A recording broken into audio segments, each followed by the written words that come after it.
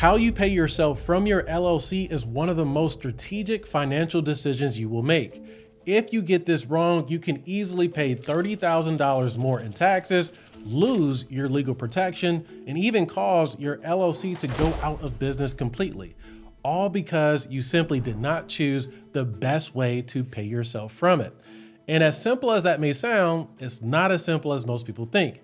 As a licensed CPA, I have clients who earn millions of dollars of revenue through their LLCs and still do not understand how they should pay themselves, how much they should pay themselves, and what this means for their taxes. Plus, on top of all of that, we have new rules coming in from the IRS starting in 2026. There is a new self-employment tax with huge tax consequences, not to mention the newly passed Big Beautiful Bill, which introduces even more factors to consider when paying yourself correctly from your LLC, like new deductions and new tax rules. So as a practicing CPA that helps people with this every day at mycpacoach.com, I want to give you a very simple and easy to follow guide that walks you through every major step that you need to consider when paying yourself correctly from your LLC. So let's jump in. Okay, let's start with the owner's draw, also known as an owner's distribution. As the owner of an LLC, you have the right to draw funds from your LLC at any given time through an owner's draw or distribution.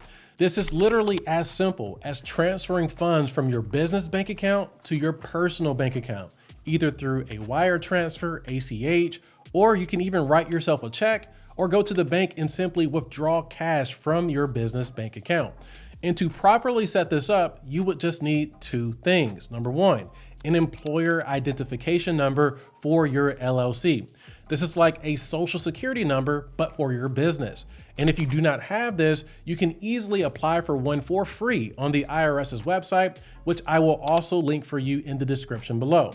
And number two, you should also have a business bank account for your LLC, which should be completely separate from your personal bank account for a number of different reasons.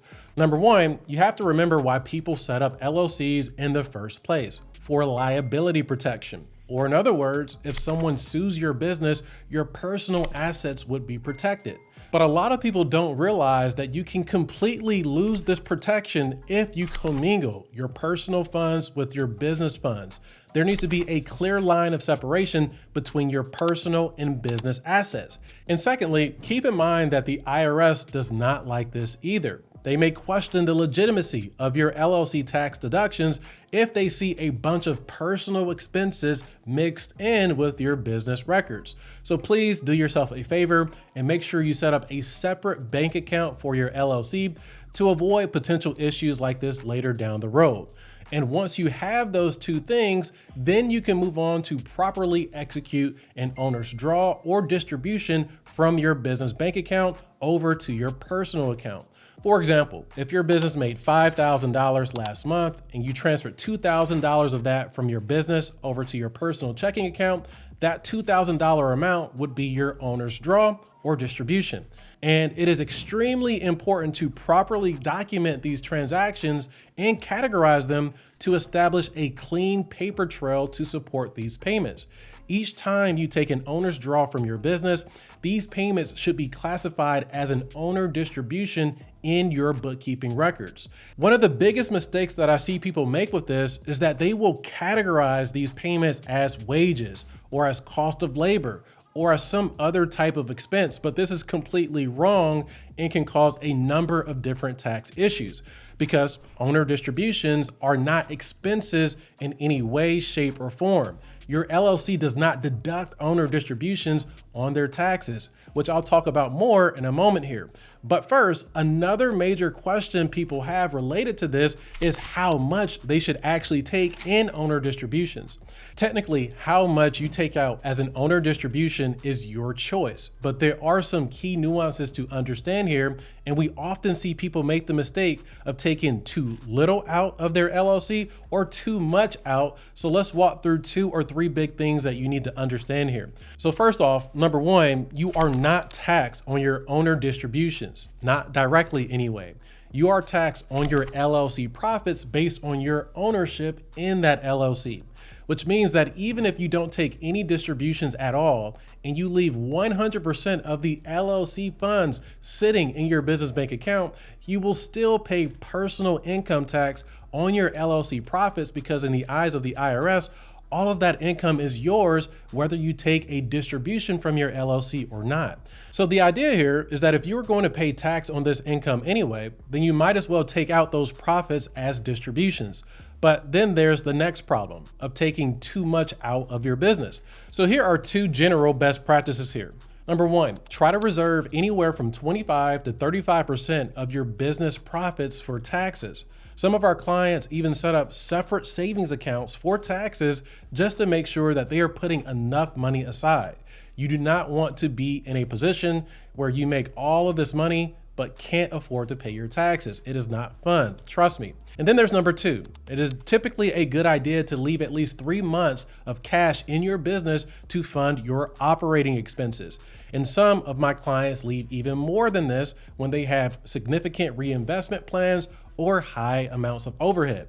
That way, one bad month of business will not prevent you from being able to pay your expenses or cause you to go out of business completely.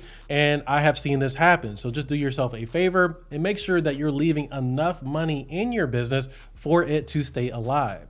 So those are the absolute basics, but as you earn more income through your LLC, you are going to owe more taxes. And as your tax exposure increases, there will be opportunities to optimize the way in which you pay yourself to reduce your taxes by as much as possible. Allow me to explain. So when you earn income through an LLC, it is taxed as a pass-through entity. Or in other words, your LLC does not pay any taxes when it files a tax return. Instead, all of the income earned through that LLC passes through to the owner's individual tax returns, which is where that income will be taxed. Which means even when your LLC earns income, you would pay individual income tax on it. And there are multiple forms of tax you may pay on it. There's federal income tax up to 37%, state income tax up to 13% depending on the state you live in, plus a 15.3% self-employment tax, which is what surprises most LLC owners when they file their taxes. But here's the good news. You can limit your self-employment tax by simply optimizing how you pay yourself from your LLC. So earlier, we said that outside of leaving money in your business for operating expenses and taxes, that it generally makes sense to take as much owner distributions as possible since we are paying tax on it, right?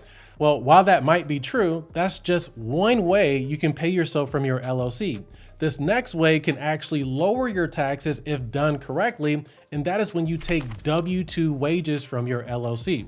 So instead of paying an additional self-employment tax on up to 15% of all of our business income, what if we could reduce that tax to what we take from our LLC in the form of a W-2? For example, on $150,000 of self-employment income, we would pay almost $23,000 in self-employment tax alone. But what if we could only pay that tax on, let's say, $50,000? Then we would only pay $7,600, instantly saving us over $15,000 in taxes. And this is 100% possible, but only if you set up your LLC in a certain way. Specifically, you would need to elect to have your LLC taxed as either an S corporation or a C corporation. And for simplicity here, we will look more closely at S corporations, which are more common. So when your LLC is taxed as an S corporation, none of the net profits are subject to the 15% self-employment tax. Instead, shareholders who work in the S-Corp are required to pay themselves a reasonable salary in the form of W-2 wages, which are subject to payroll taxes like Social Security and Medicare tax, which, by the way, are the same taxes that the self-employment tax funds. But the difference is that you can set your W-2 wage at a reasonable level instead of paying an indefinite amount of self-employment tax on up to 100% of your business income, which can literally save you thousands in taxes. For instance, in our example, we were able to save over $15,000 in taxes by paying ourselves a $50,000 W-2, leaving us with $100,000 in profits that would not be subject to employment or payroll taxes. In this case, we will be taking a $50,000 W-2 from our S-Corp and could still take $100,000 of the remaining profits as owner distributions, which would be free of payroll taxes. Also, keep in mind that these profits would still be subject to federal and state individual income tax, but we are avoiding a large portion of those employment taxes. But when exactly does it make sense to have your LLC taxed as an S corporation? If you ask 5 different CPAs, you will get 5 different answers, but our firm sees that it becomes increasingly more beneficial once your net income exceeds $50,000 to $100,000 of income after accounting for all of your deductions. And this is because S-Corps do come with additional costs. They are required to file separate tax returns, run payroll, submit payroll taxes, file payroll tax returns, and so much more. So if you are not saving a whole lot more money in taxes than those expenses, then setting up and paying yourself as a W-2 employee through an S-Corp could cause more harm than good. And even if an S-Corp does make sense, you still have to carefully determine how much to actually pay yourself in W-2 wages. The more wages you take, the more payroll tax you will pay. But if you take too little, the IRS may get involved because they want us to take a reasonable salary that would reflect what we would pay someone else in the job market to do our job responsibilities. If you want to learn more about this, just comment S-Corp in the comments below. And if there is enough interest, I will create a separate video guide that goes into this topic in more detail. But still, there's one other big topic we need to discuss, and that is the 2026 tax rule changes, which may impact how we choose to pay ourselves from our LLCs going forward. So let's start with the self-employment cap, which is the maximum amount of income subject to the 15% self-employment tax, at least the Social Security portion of it anyway. So in 2026, the cap is about $185,000, which means that you will pay a 15.3% tax on up to about $185,000 of your self-employment income. For context, that's over $28,000 in additional taxes on that level of income before your taxes start to come down. Now, once your income exceeds that cap, you will pay a 2.9 to 3.8% tax on all income you earn above that level, which can still eat up a lot of change if you earn a lot of income. So if you earn a lot of active income through an LLC right now that is not taxed as an S corporation or a C corporation, please make yourself aware of these taxes so they do not surprise you at tax time like most people. And if they do surprise you now, please be aware that you still have time to do something about it. But that's just one thing. There's also new deductions and tax rules associated with the big beautiful bill. This bill reintroduced 100% depreciation, a permanent 20% QBI deduction, and other business deductions which may allow you to take more deductions up front and report less income on your tax return. And this is important because the less income you report on your LLC's taxes, the less self-employment tax you would actually owe, and therefore the less necessary it would be for you to switch your entire entity over to an S or C corporation. For example, if you expect to report $100,000 in income through your LLC, someone might look at that and conclude that they need to be taxed as an S-Corp. But if you can deduct $40,000 worth of equipment or property, put $10,000 or so towards your retirement, and get a $10,000 QBI deduction, then all of a sudden you would only be left with $40,000 of net income. And at that point, we have to ask ourselves, are the costs of running that S-Corp worth the tax benefits that we would receive? These are very nuanced questions, and it is very important to do a thorough analysis with your CPA to make sure that you not only pay yourself correctly, but pay yourself in the most tax efficient manner possible. And if your CPA is not helping you do that in a proactive manner, just apply to work with my team today at mycpacoach.com.